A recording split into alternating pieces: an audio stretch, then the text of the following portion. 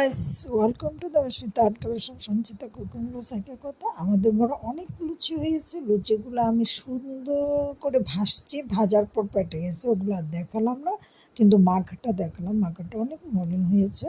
তারপর হচ্ছে যে আমি এনেছি অনেকগুলো লিচু এনেছি। এভরিথিং অনেক কিছু আনে, আমি সব কিছু দেখাতে পারি না, অল্প অল্প অল্প অল্প দেখাই, কারণ আমার কথা হচ্ছে আমি নিজে ব্লগার, সেজন্য একটু একটু দেখায়। কিন্তু সব কিছু দেখাতে গেলে ব্লগারের জন্য আবার অব্লগার হয়ে যাবে, সেটা আমি চাই না। আমাদের কারণে কেউ আমাদের কারণে দেখে অনেকে নিঃশ্বাস ফেলুক, বা অনেক মানুষ আছে রাস্তা দিয়ে খেতে পারে না, যা অনেক মানুষ আছে অনেক কিছু করতে পারে না, সেটা দেখে আমি মানে লোভনীয় লাগাবো ওরকম মহিলা আমি না। তো আমি একটু একটু যা পারি তা ব্লগার করি, ব্লগার হিসাবে। আর আজকে আমি বড়া বানাই, ডালের বড়া বানাই, তারপর একটা নিরামিষ তরকারি করব শস্য দিয়ে, পোস্ত তো নাই, শস্য দিয়ে।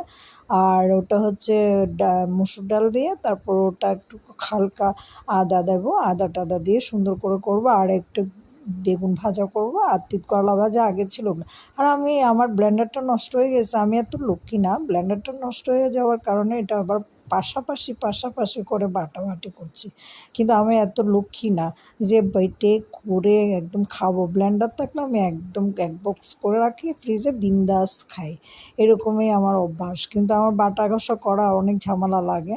তো আমি কিভাবে করলাম তরকারিটা একটু ঘুরে ঘুরে তোমাদের সাথে দেখালাম। আর তার সাথে একটা আম দিয়েছি, টক বানিয়েছি, অম্বল আর টমেটো দিয়েছি, ওটা দিয়ে সুন্দর করে করছে। পুতুল করেছে একটু দেখা, পুতুল পায়ে দিয়ে হেঁটে হেঁটে হেঁটে দুষ্ট করে দেন। সবাই ভালো থাকো, সুস্থ থাকো, বাই বাই।